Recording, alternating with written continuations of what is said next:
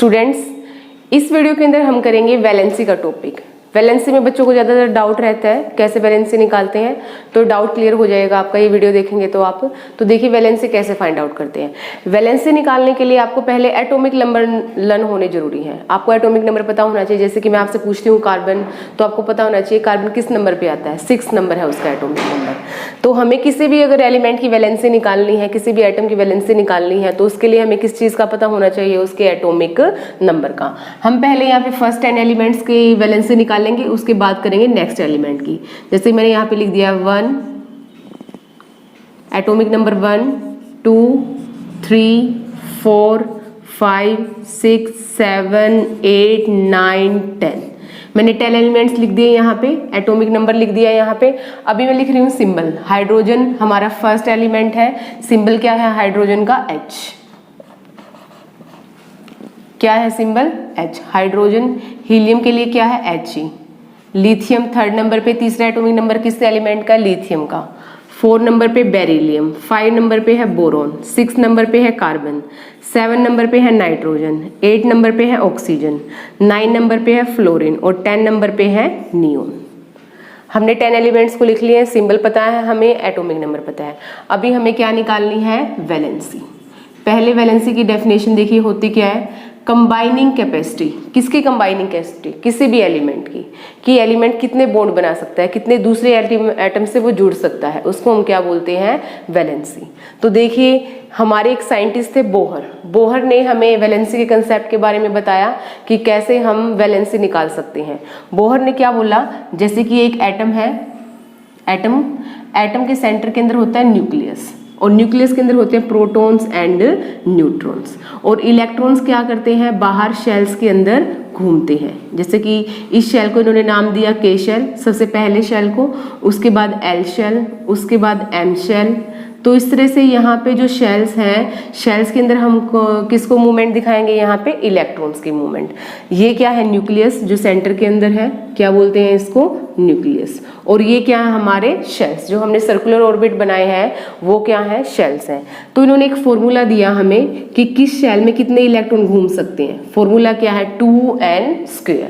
तो K shell में कितने इलेक्ट्रॉन है मैक्सिमम, कैसे निकाल सकते हैं हम? इस फॉर्मूले से निकाल सकते हैं। 2 इंटू एन। क्या है यहाँ पे? एन का मतलब है यहाँ पे कौन से शेल के इलेक्ट्रॉन आप निकाल रहे हो। आप के शेल के निकाल रहे हो, तो के शेल के लिए जो एन की वैल्यू होगी वो क्या होगी? 1। अगर आप एल शेल के लिए number of electrons find out कर रहे हो, तो वहां पे वैल्यू कितनी होगी? 2। और एम शेल के लिए फाइंड आउट कर रहे हो, तो वहां पे एन की वैल्यू कितनी होगी? 3। क्योंकि उन्होंने शेल की शुरुआत कहाँ से की थी? के शेल से, जहां पे एन क्या है हमारा? नंबर ऑफ शेल क्या है? फर्स्ट है। तो देखिए अगर मैं यहाँ पे नंबर ऑफ इलेक्ट्रॉन्स निकालूं तो कितना होगा? 2 इंटू 1 मतलब 2। के शेल में यहाँ पे मैक्सिमम कितने इलेक्ट्रॉन घूम सकते हैं? 2 इलेक्ट्रॉन्स। उसके बाद आ जाइए एल शेल में। एल शेल में कितने इलेक्ट्रॉन घूम सकते हैं? 2 इंटू एन की जगह हम क्या वैल्यू रखेंगे? कौन सा शेल है? सेकंड शेल है, 2 का स्क्वायर। 2 इंटू 2 कितना हो जाएगा? 4। 4 इंटू 2 कितना हो जाएगा? 8। उसके बाद है एम शेल। एम शेल में क्या है? 2 इंटू, अब देखिए नंबर ऑफ शेल क्या है हमारा? थर्ड शेल है, 3 का स्क्वायर। 2 इंटू 3 का स्क्वायर कितना हो जाएगा? 3 इंटू 3 9। 9 को 2 से मल्टीप्लाई किया 18। 9 को 2 से मल्टीप्लाई करने के बाद कितना आ गया है? 18। इसी तरह हम एल शेल के निकाल सकते हैं। एन शेल में जो हमारा एन है वो क्या रखा जाएगा? 4। 4 का स्क्वायर। 2 into 4 into 4 16, 32। तो हम बता सकते हैं कि किस शेल के अंदर मैक्सिमम कितने इलेक्ट्रॉन हैं। ठीक है, एक तो इन्होंने हमें इस रूल के बारे में बताया था।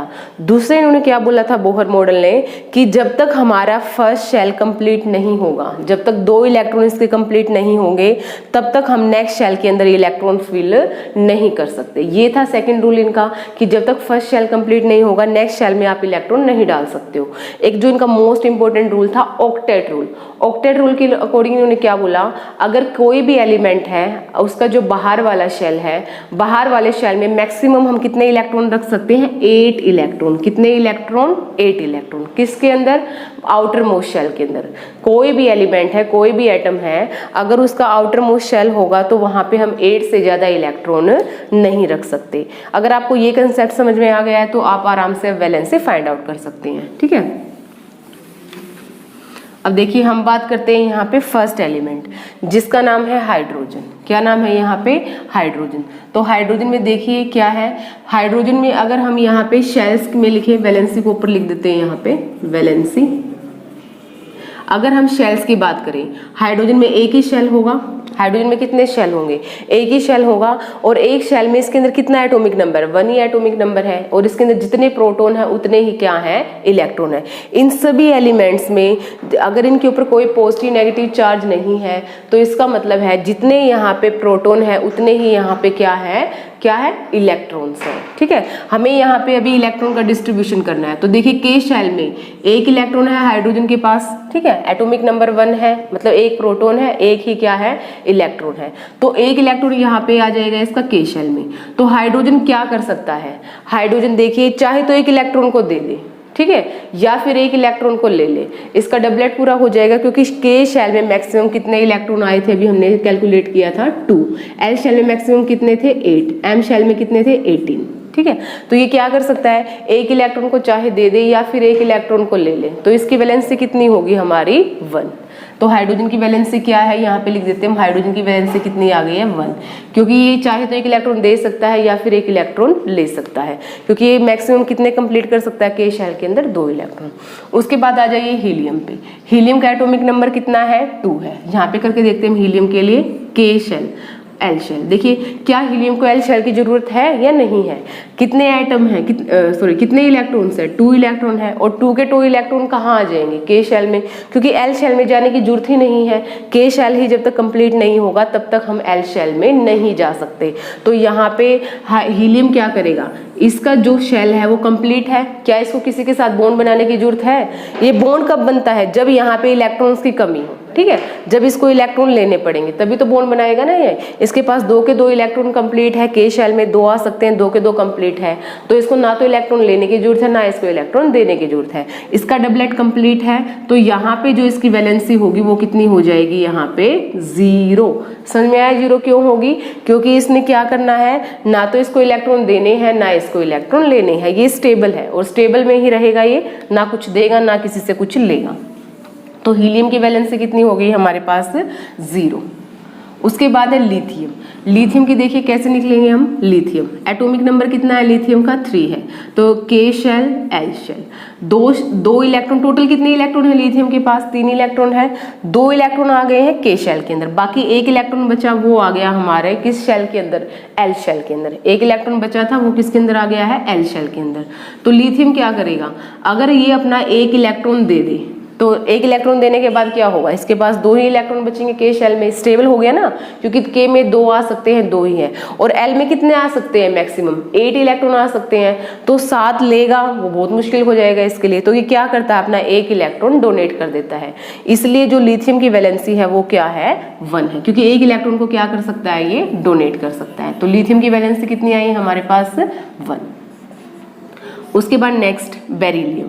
बेरिलियम में देखिए क्या है? एटॉमिक नंबर 4 है। नंबर ऑफ इलेक्ट्रॉन्स भी कितने हैं बेरिलियम के पास? 4 है। डिस्ट्रीब्यूशन कीजिए इलेक्ट्रॉन्स का। के शेल में 2 इलेक्ट्रॉन, एल शेल में भी कितने इलेक्ट्रॉन्स आ गए हैं यहाँ पे? 2 इलेक्ट्रॉन। तो इसके लिए क्या होगा? 2 इलेक्ट्रॉन देने आसान होंगे, ना कि 6 इलेक्ट्रॉन लेने। ठीक है, तो यहाँ पे कितनी है इसकी वैलेंसी? 2। उसके बाद नेक्स्ट देखिए बोरोन। बोरोन का नंबर कितना है? 5 है। तो यहाँ पे के शेल में 2 इलेक्ट्रॉन आ चुके हैं, अब बाकी कितने बचे हैं? 3 बचे हैं, 3। तो बोरोन की वैलेंसी कितनी होगी? 3। क्यों होगी 3? क्योंकि ये 3 के 3 इलेक्ट्रॉन क्या कर देगा? डोनेट कर देगा। उसके बाद आ जाइए कार्बन पे। कार्बन का एटॉमिक नंबर कितना है? 6 है। कितना है कार्बन का एटॉमिक नंबर? 6। डिस्ट्रीब्यूशन कीजिए। के में 2, एल में कितने इलेक्ट्रॉन आएंगे इसके पास? 4। यहाँ पे मैक्सिमम कितने आ सकते हैं? 8। मैक्सिमम कितने आ सकते हैं? 8। तो लिथियम क्या कर सकता है? चाहे तो ये 4 इलेक्ट्रॉन दे दे तो यहाँ पे स्टेबल आ जाएगा, या फिर कार्बन की बात कर रहे हैं हम, चाहे तो एल शेल से 4 के 4 इलेक्ट्रॉन दे दे, या फिर 4 इलेक्ट्रॉन क्या कर ले? ऐड कर ले, कंप्लीट हो जाएंगे 8, यहाँ पे स्टेबल हो जाएगा ये। तो क्या करता है कार्बन ना, ये इसकी जो वैलेंसी है वो क्या आएगी हमारी? 4। कार्बन एक्चुअली में क्या करता है, ये कोवलेंट कंपाउंड्स की फॉर्मेशन करता है, ना ये 4 इलेक्ट्रॉन देता है ना लेता है, ये शेयरिंग करता है, क्योंकि 4 इलेक्ट्रॉन देना भी मुश्किल है इसके लिए, 4 इलेक्ट्रॉन लेना भी, क्योंकि बहुत छोटा एटम है कार्बन का। तो यहाँ पे क्या करता है, ये कोवलेंट बॉन्डिंग की फॉर्मेशन करता है, जो 10th क्लास में करना है आपको, कोवलेंट बॉन्ड। नेक्स्ट आ जाइए, अब कार्बन के बाद क्या है हमारा, नाइट्रोजन। तो नाइट्रोजन में डिस्ट्रीब्यूशन कीजिए इलेक्ट्रॉन्स का। नाइट्रोजन के पास टोटल इलेक्ट्रॉन कितने हैं, 7। के शेल में 2, एल शेल में कितने आए हैं हमारे पास, 5। कितने आए हैं, 5। तो यहाँ पे नाइट्रोजन के लिए क्या इजी होगा, यहाँ पे 8 कंप्लीट करने हैं, तो 3 इलेक्ट्रॉन ये क्या कर सकता है, इजिली ले सकता है। तो इसलिए इसकी वैलेंसी कितनी हो जाएगी, 3। इसके लिए क्या इजी होगा, 5 देने या 3 लेने, 3 लेने आसान होगा इसके लिए। तो इसकी वैलेंसी कितनी है, 3, क्योंकि 8 कंप्लीट हो जाए, यहाँ पे स्टेबिलिटी आ जाएगी। तो 8 कंप्लीट कैसे होंगे, जब ये 3 इलेक्ट्रॉन ले लेगा। तो वैलेंसी कितनी है नाइट्रोजन की, 3। उसके बाद हम बात करते हैं ऑक्सीजन। ऑक्सीजन का एटॉमिक नंबर कितना है, 8 है। इलेक्ट्रॉन भी 8 है, प्रोटॉन भी 8 है। एल शेल में कितने आ जाएंगे, यहाँ पे 6। तो ऑक्सीजन के लिए क्या इजी होगा, 6 इलेक्ट्रॉन देना या फिर 2 इलेक्ट्रॉन लेना। 2 इलेक्ट्रॉन लेना इजी होगा। 2 इलेक्ट्रॉन लेने के बाद यहाँ पे क्या आ जाएगा, 8 आ जाएगा यहाँ पे। तो इसलिए इसकी जो वैलेंसी है वो कितनी होगी, 2। अब उसके बाद है फ्लोरीन। फ्लोरीन में क्या है, एटॉमिक नंबर कितना है फ्लोरीन का, 9। यहाँ पे कितना आएगा, एल शेल के अंदर 7। कितने आ जाएंगे इलेक्ट्रॉन, 2 और 7 को ऐड किया तो 9 हो गया ना, 7। तो फ्लोरीन के लिए क्या इजी होगा, 7 इलेक्ट्रॉन देना या 1 इलेक्ट्रॉन लेना, 1 इलेक्ट्रॉन को लेना। तो इसलिए वैलेंसी कितनी हो जाएगी फ्लोरीन की, 1। उसके बाद हम बात करते हैं नियोन। नियोन में क्या है, एटॉमिक नंबर नियोन का कितना है, 10 है। यहाँ पे क्या आ गया है, 2 और 8, 10 कंप्लीट हो चुके हैं। अब सोचिए यहाँ पे वैलेंसी कितनी होगी, मैक्सिमम 8 आ सकते हैं, 8 के 8 अवेलेबल है। तो क्या इसको कुछ इलेक्ट्रॉन देने या लेने की जरूरत है, कोई नीड ही नहीं है इसको इलेक्ट्रॉन देने और लेने की। तो यहाँ पे वैलेंसी कितनी हो गई है, 0। कितनी हो गई है यहाँ पे वैलेंसी, 0। अब देखिए आपका जो सेकंड एलिमेंट था हीलियम, वहां पे भी वैलेंसी कितनी थी, 0 थी। और जो आपका लास्ट एलिमेंट है यहाँ पे 10th एलिमेंट नियोन, यहाँ पे भी वैलेंसी कितनी है, 0 है। इसका मतलब जो आपके दोनों एलिमेंट हैं इनको हम क्या बोलते हैं, नोबल गैसेस। क्या बोलते हैं इनको, नोबल गैसेस। ये ऐसी गैस है जो किसी से रिएक्शन नहीं करती, इनको किसी से रिएक्शन करने की जरूरत नहीं है, नोबल गैसेस है ये। अभी हम नेक्स्ट बात करते हैं यहाँ पे नेक्स्ट एलिमेंट की। इसको रफ कर देते हैं यहाँ से, एलिमेंट नंबर 11, ये यहाँ पे लिख देते हैं valency. Valency atomic number, symbol, valency. Atomic number कितना है अभी, 11, 12, 13, 14, 15, 16, 17, 18, 19, 20। तो देखिए सिंबल क्या है, सोडियम है हमारे 11 नंबर पे, सोडियम का Na, उसके बाद मैग्नीशियम Mg, एल्यूमिनियम का Al, उसके बाद सिलिकॉन का Si, फॉस्फोरस का P, सल्फर का S, क्लोरीन का Cl, उसके बाद है हमारा K, पोटाशियम, ये आएगा आपका नहीं, आर्गन आएगा 18 नंबर पे, आर्गन, फिर पोटाशियम, फिर है आपका कैल्शियम। तो लिख दिए हमने इन एलिमेंट्स के नाम, सिंबल लिख दिए हैं, एटॉमिक नंबर लिख दिए। अब हम बात करते हैं वैलेंसी की। तो सोडियम के पास कितने इलेक्ट्रॉन है, 11 इलेक्ट्रॉन है। तो कैसे करेगा ये डिस्ट्रीब्यूशन, KLM। देखिए इसको M शेल की जरूरत पड़ेगी क्योंकि 2 और 8, 10 इलेक्ट्रॉन तो इसके यहीं तक कंप्लीट हो जाएंगे। तो M शेल के पास कितना इलेक्ट्रॉन बचा है, यहाँ पे 1 इलेक्ट्रॉन बचा है। कितने इलेक्ट्रॉन बचे हैं, 1 इलेक्ट्रॉन बचे हैं। तो यहाँ पे 1 इलेक्ट्रॉन किसके अंदर आ जाएगा, M शेल के अंदर। तो यहाँ पे कितनी वैलेंसी आ गई है हमारे सोडियम की, यहाँ पे वैलेंसी आ गई है 1। तो ये क्या कर सकता है, 1 इलेक्ट्रॉन को दे सकता है, जिसकी वजह से इसका जो L शेल है उसके अंदर 8 इलेक्ट्रॉन बचेंगे और ये क्या हो जाएगा, स्टेबल। Mg के अंदर कितने इलेक्ट्रॉन है, टोटल 12, KLM। 2 इलेक्ट्रॉन यहाँ आ गए हैं, L में मैक्सिमम 8 आ सकते हैं, M के अंदर मैक्सिमम 18 आ सकते हैं, लेकिन यहाँ पे कितने हैं, कितने बचे हमारे पास, 2। तो ये 2 इलेक्ट्रॉन डोनेट कर देगा, तो ये क्या हो जाएगा हमारा, स्टेबल। तो यहाँ पे क्या है, वैलेंसी 2 है। एल्यूमिनियम के केस में क्या होगा, एटॉमिक नंबर 13 हो जाएगा, यहाँ पे कितना आ जाएगा, 3। तो 3 इलेक्ट्रॉन डोनेट करना इसके लिए क्या है, इजी है। तो वैलेंसी कितनी हो गई यहाँ पे, 3। सिलिकॉन के केस में आ जाइए, सिलिकॉन का एटॉमिक नंबर कितना है, 4 है। तो M शेल में कितने आ जाएंगे इसके पास इलेक्ट्रॉन, 4। तो सिलिकॉन की जो वैलेंसी है वो कितनी है, 4 है। 4 इलेक्ट्रॉन देना इसके लिए क्या होगा, इजी। अब बात करते हैं हम फॉस्फोरस की। फॉस्फोरस का एटॉमिक नंबर कितना है? 15 है। तो यहाँ पे कितने इलेक्ट्रॉन आ जाएंगे? 5। तो देखिए फॉस्फोरस क्या करता है, नाइट्रोजन ने तो क्या किया था, बस 3 इलेक्ट्रॉन को ले लिया था, लेकिन फॉस्फोरस का जो साइज है वो बड़ा है। ये एलिमेंट एक ऐसा है जो कि क्या करता है, 2 वैलेंसी शो करता है, 5 भी शो करता है, 3 भी शो करता है।